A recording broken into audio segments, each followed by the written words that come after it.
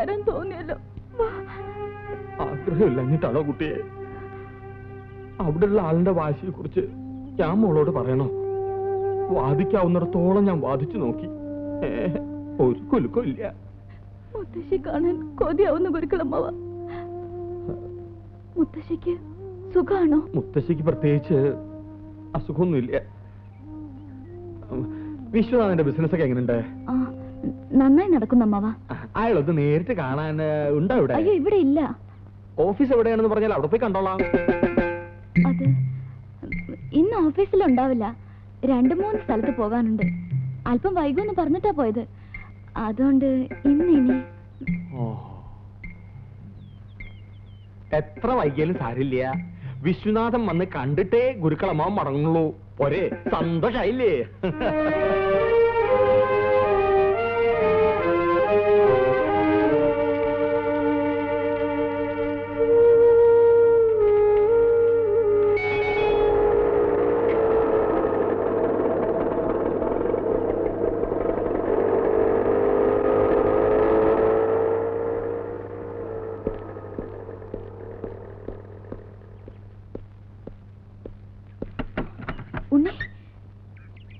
എന്താ സിസ്റ്റർ മുഖത്തൊരു ടെൻഷൻ? അതൊക്കെ നാട്ടിൽ നിന്ന് ഗുരുക്കളമ്മാവൻ വന്നിട്ടുണ്ട്.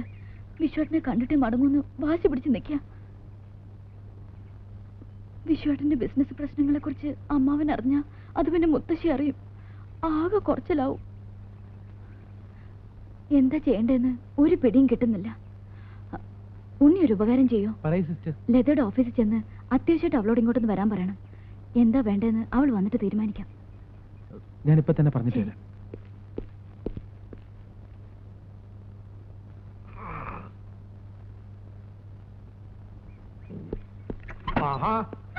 വരാൻ വൈകുമെന്ന് പറഞ്ഞു.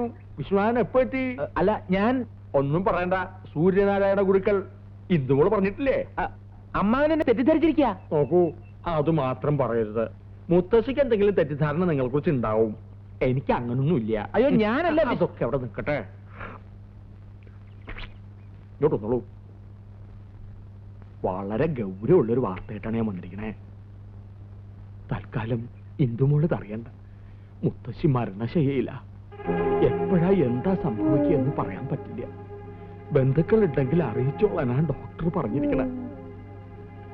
ഈ വാർത്ത ഇന്ദുമോൾ അറിഞ്ഞാൽ അത് താങ്ങാനുള്ള ശക്തി മോൾക്കുണ്ടാവില്ല.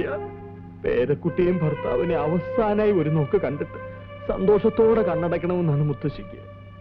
കഷ്ടകാലത്തിന് നമ്മൾ അവിടെ എത്തുന്നതിനും എന്തെങ്കിലും സംഭവിച്ചാ പിന്നെ അവരുടെ ആത്മാവിന് ശാന്തി കിട്ടില്ല. നിങ്ങൾക്കും പിന്നെ ജീവിതകാലം മുഴുവൻ അതൊരു മനോവ്യഥയാകും.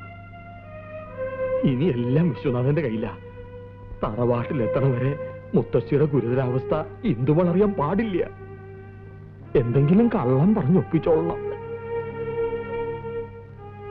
പേടിക്കണ്ട. ഇങ്ങനൊരു കാര്യത്തിന് കള്ളം പറയണത് തെറ്റല്ല. ഞാൻ പറഞ്ഞു നോക്കാം. എന്നാ ഞാൻ പോയി കാറ് പിടിച്ചിട്ട് വരാം. വൈകിക്കണ്ട, പുറപ്പെടാൻ തയ്യാറായിക്കോളൂ.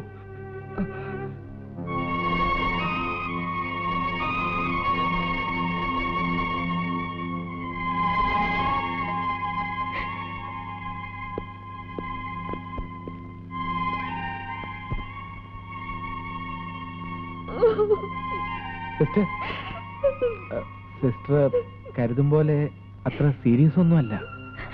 ഒന്നും എന്നോട് ഒളിച്ചു വെക്കാൻ നോക്കണ്ട. എല്ലാം ഞാൻ കേട്ടു. ഞാൻ വിശ്വനാഥനല്ലെന്ന് പല പ്രാവശ്യം പറയാൻ തുടങ്ങിയതാ. പക്ഷേ മുത്തശ്ശിയുടെ കാര്യം പറഞ്ഞപ്പോ പിന്നെ ഒന്നും അങ്ങോട്ട് പറയാൻ പറ്റിയില്ല. എന്തു പറ്റി പറയാമ്മ?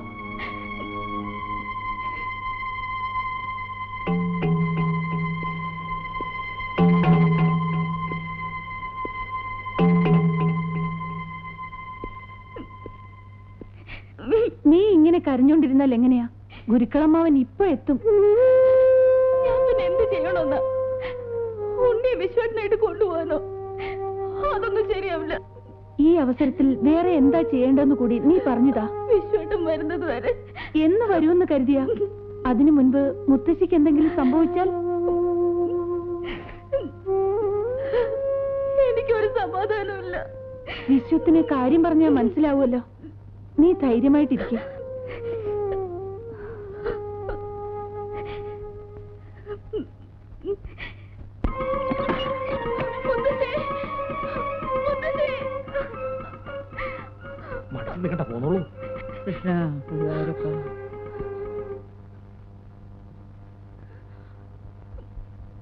മുത്തശ്ശി,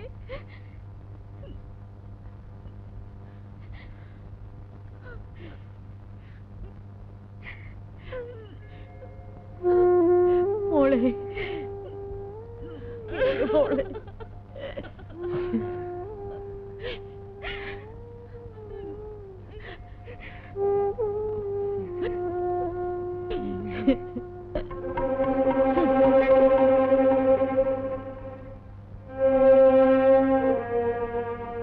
വേണ്ട, നോക്കണ്ട. ഞാൻ തന്നെയാ കൂട്ടിക്കൊണ്ട് വന്നിരിക്കണേ.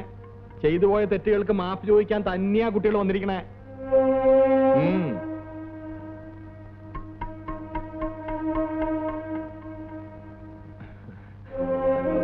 നിങ്ങളും നോക്കണ്ട. മുത്തശ്ശിക്ക് ഒരു അസുഖവും ഇല്ല. വെടി തീരൂ എന്നൊക്കെ പറഞ്ഞത് വെറുതെയാണ്. പരിപൂർണ ആരോഗ്യത്തോടുകൂടി തന്നെയാണ് ഇപ്പോഴും ഇരിക്കണേ. ക്ഷമിക്കണം, കുട്ടികളെ ഇത്രടം വരെ എത്തിക്കാൻ ഗുരുക്കൾക്ക് അങ്ങനെ ഒരു അടവ് പ്രയോഗിക്കേണ്ടി വന്നു. കളരിയിലോട്ട് ഇല്ലതാനും. അതുകൊണ്ട് എന്തായി? നേടി, മുത്തശ്ശി നേടി. ദൈവമേ, ഒന്ന് ചിരിച്ചു കണ്ടല്ലോ. എനിക്കിനി മനസ്സമാധാനായി. എന്നാൽ എന്റെ കുട്ടി എന്നോടൊരു വാക്ക് പോലും പറയാ. ഇനി പഴംപുരാണൊന്നും വേണ്ട കേട്ടോ. ദേ, ഇവരെയൊക്കെ ആദ്യമായിട്ട് കാണുകയല്ലേ. ഇയാൾ ആരാണെന്ന് ഞാൻ പ്രത്യേകിച്ച് പറഞ്ഞു തരേണ്ടല്ലോ. ഇത് വിശ്വന്റെ സഹോദരി സ്വർണ്ണലത. കാര്യം നടക്കണമെന്ന് വെച്ചാൽ കാര്യം വീണ് സോപ്പിട്ടോളൂ. കാലേ വീഴൂ, കാലേ വീഴൂ. മുത്തശ്ശി, എന്നോട് ക്ഷമിക്കൂ.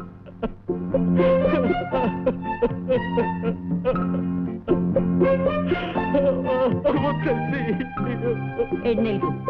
ഇനി എന്തൊക്കെ പറഞ്ഞാലും നിങ്ങൾ ചെയ്ത തെറ്റിന് നിങ്ങളോട് ക്ഷമിക്കാതിരിക്കുന്ന പ്രശ്നമില്ല.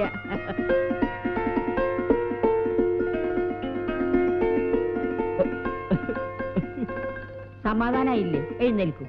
ഇല്ല മുത്തശ്ശി, ഇവിടുന്ന് എഴുന്നേൽക്കാൻ എന്റെ കുറ്റബോധം എന്നെ അനുവദിക്കുന്നില്ല. എഴുന്നേൽക്ക് ചേട്ടാ. എന്താ ഇത്? നിങ്ങൾക്കറിയോ, മുത്തശ്ശിയുടെ സ്നേഹത്തിന് മുന്നിൽ, ഈ വലിയ മനസ്സിന് മുന്നിൽ ഞാൻ തളർന്നു പോവുകയാണ്.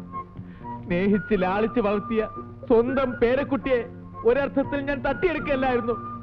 ഭൂമി ദേവിയോളം ക്ഷമയുള്ള ഈ മുത്തശ്ശിയുടെ സ്ഥാനത്ത് വേറെ വല്ലവരാണെങ്കിൽ അടിച്ചെന്നെ ഷേപ്പ് മാറ്റനല്ലേ? മതി മോനെ, നമുക്ക് കഴിഞ്ഞതെല്ലാം മറക്കാം.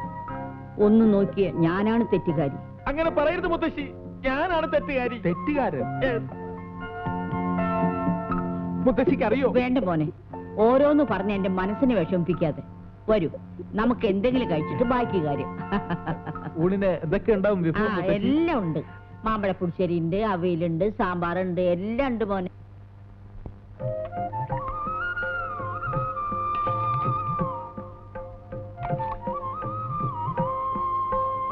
മോനെ എല്ലാം അറിയാലോ. നൃത്തം, സംഗീതം, പാചകം. പാചകം? അതുകൊണ്ടൊന്നുമല്ല മുത്തശ്ശി, ഇത്രയും നല്ല രുചിയുള്ള ഭക്ഷണം ഞാൻ എന്റെ ജീവിതത്തില് ഇതുവരെ കഴിച്ചിട്ടില്ല. ഹോ, എന്തൊരു സ്വാദ്! മുത്തശ്ശി പാചകത്തിലൊരു വിദഗ്ധയാണെന്ന് എനിക്ക് അറിയാമായിരുന്നു, പക്ഷെ ഇത്രയും ഞാൻ പ്രതീക്ഷിച്ചില്ല. അതെ, കറികൾക്കൊക്കെ തേങ്ങ ചെറിയത് ഞാനാ. ആ, തേങ്ങ നല്ലപോലെ ചെറിയതുണ്ടാവണം, കൂട്ടൊക്കെ നല്ലപോലെ അറിഞ്ഞിട്ടുണ്ട്. നമ്മുടെ പാടത്ത് വിളഞ്ഞ പുന്നല്ലേ രീതി ചോറ ഇത്. വിളമ്പട്ടെ. മതി മതി.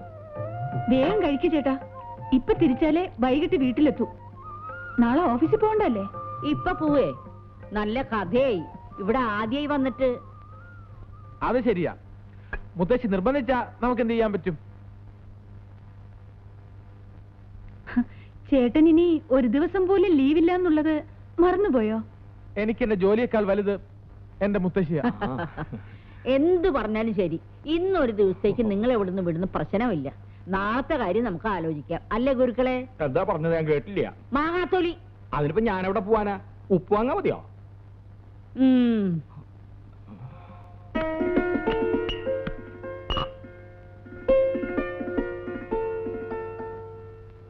എന്നാൽ ഇത്രയും നല്ലൊരു ചുണക്കുട്ടിയെ ഇന്ദുവിന് ഭർത്താവായി കിട്ടിയല്ലോ.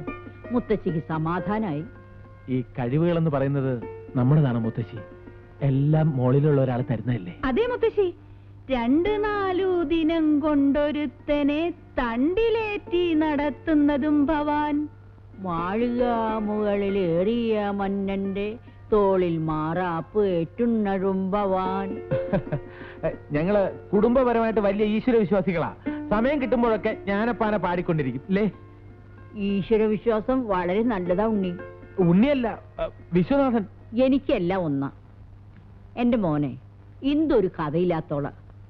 കോളേജിലൊക്കെ പോയി പഠിച്ചെന്നല്ലാതെ ഒരു കാര്യം നോക്കി നടത്താൻ അവൾക്കറിയില്ല. അയ്യോ, അങ്ങനൊന്നും പറയരുത് മുത്തശ്ശി. ഒരു ചുക്കിനും ചുണ്ണാമ്പിനും കൊള്ളാത്ത എന്റെ ഈ പെങ്ങളെ വെച്ച് നോക്കുമ്പോ ഇന്ദു എന്ത് മിടിക്കുക. ബുദ്ധിയില്ല എന്നുള്ളത് പോട്ടെ, അല്പമെങ്കിലും സൗന്ദര്യം ഉണ്ടായിരുന്നെങ്കിൽ ഏതെങ്കിലും മണ്ടന്മാരെങ്കിലും വന്ന് കെട്ടിക്കൊണ്ടുപോയി. വിശ്വ കുറുമ്പ് കുറച്ച് കൂടുന്നുണ്ട് കേട്ടാ. അതെയോ? ആ, ഞാൻ മോളെ കാണാൻ കാത്തിരിക്കായിരുന്നു. വരൂ.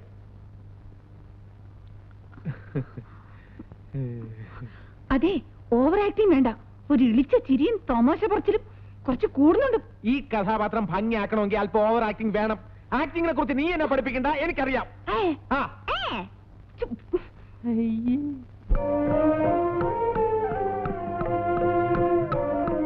ഇതെല്ലാം ഇന്ദുവിന് അവകാശപ്പെട്ടത്.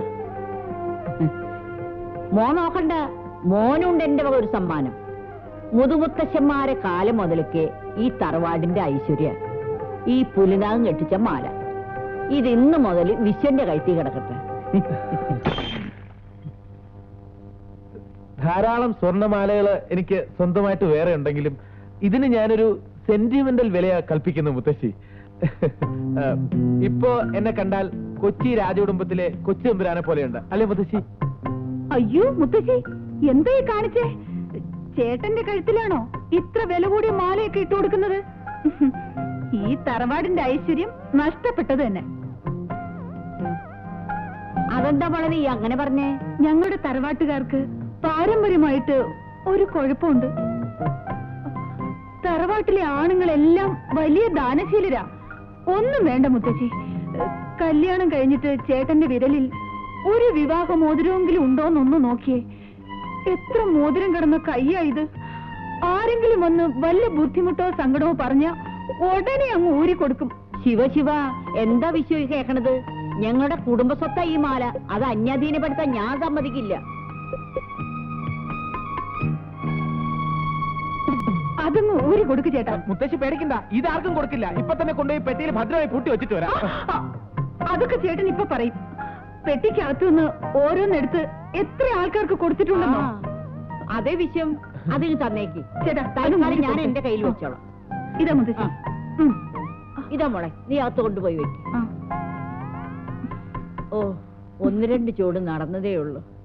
കാലിനൊക്കെ എന്തൊരു വേദന. ഈശ്വര, നടക്കാൻ പോലും വയ്യ. നല്ല വേദനയുണ്ടോ മുത്തശ്ശി? ഉണ്ടോന്നോ? ദേഹം ആസകലം കോച്ചു വലിക്കുക. ഒരു വാക്ക് എന്നോട് പറയാത്തത് എന്താ?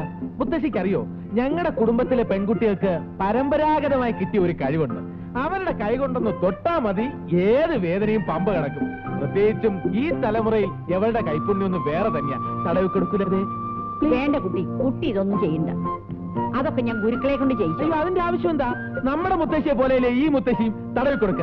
എവളുടെ ഒരു സ്പെഷ്യൽ സ്റ്റൈലുണ്ട്, അതൊന്ന് കാണണം. വീണയിൽ ഇങ്ങനെ വിരലോടിക്കുന്ന പോലെ ഇരിക്കും. കണ്ടോ? ആത്മാർത്ഥ കണ്ടോ? ഓ, എന്തൊരു ആശ്വാസം മോളെ. വരുമോനെ, പണ്ട് മുതൽക്കേ ഈ തറവാട്ടിലെ ഒരു വിവാഹം നടന്നാൽ അവരാദ്യമായി ഒന്നിച്ച് കഴിയുന്ന ഒരു മുറിയുണ്ട് ഇവിടെ. അതിന്ന് നിങ്ങൾക്ക് വേണ്ടി ഞാൻ ഒരുക്കിയിരിക്കുകയാണ്.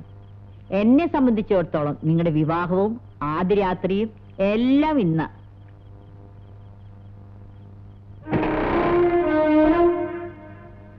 വരൂ.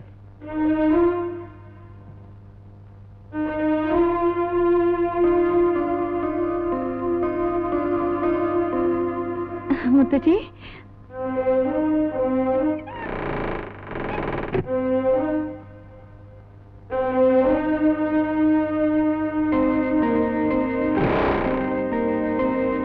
മുത്തശ്ശി, ഞാനെന്നാ വേണ്ട, കുട്ടി ഇന്ന് എന്നോടൊപ്പം കിടന്നാ മതി. നേരത്തെ കുട്ടി എന്റെ കാല് ഒഴിഞ്ഞു തന്നപ്പോ എന്തൊരു ആശ്വാസമായിരുന്നു. ഇന്ന് രാത്രി കുട്ടി എന്റെ ദേഹം ആസകലൊന്ന് ഒഴിഞ്ഞു തരണം.